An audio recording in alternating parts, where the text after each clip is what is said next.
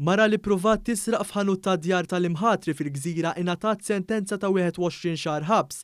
Il-briffa ta' 26 sena ċaħdet li pruvat tisraq ħanut li jinsab f'Rudarġan hija kienet waqfet mill-impjegat li kien qiegħed fil-ħanut.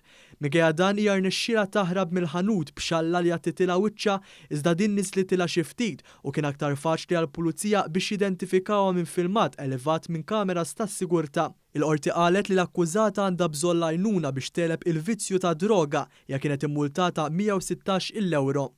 Ex uffiċjal fid-Dipartiment tas-Sajt li kien ammet ta' akkużi fuq ħasil ta' flus u frodi kellu s-sentenza ta' 4 snin proġenerija li nbidlet għal 3 snin probation. Fl-2014 kien infetaħ każ kontra Francis Caruana wara diskrepanzi li ħarġu minn rapporti tal-awditur. Caruana kien instab ħati li ħalih ma' 32,000 euro fi ħlasijiet tat-taxxa fuq ħut importat.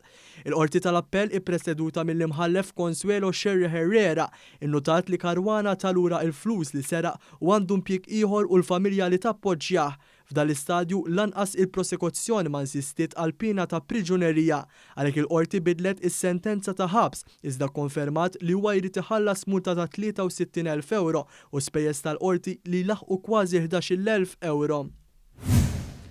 Marvik Merċieqa ta' 36 sena miż-Żebbuġ Għawdex li qal li għandu l-vizzju ta' droga nata sentenza ta' 3 snin probation wara li fil-qorti ta' Għawdex ammetta li sera 14 il-pannella fotovoltaika mill-garaġġ tal-Ministeru għal Għawdex.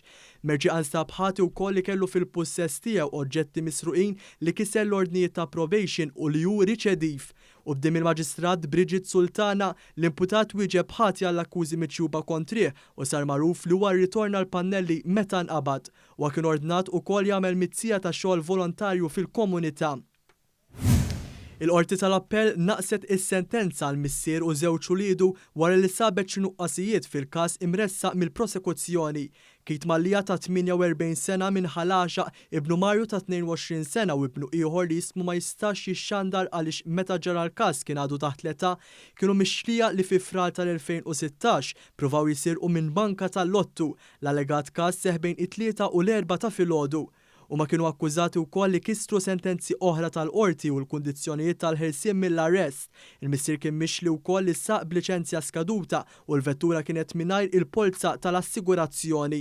Il-qorti tal-appelli kienet ippreseduta mill-imħallef Consuelo Sherry Herrera osservat li l-irġiel kienu arrestati viċin il-banka tal-Lottu ftit wara li daħlu iżda membri tal-RIU xedu li l-irġiel ippruvaw jaħarbu mill-garaxx.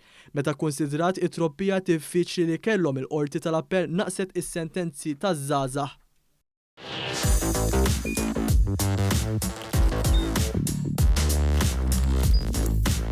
Idħol fuq one.com.mt u hemmhekk tista' tara l-programmi kollha li jxandru fuq One permezz ta' One Play.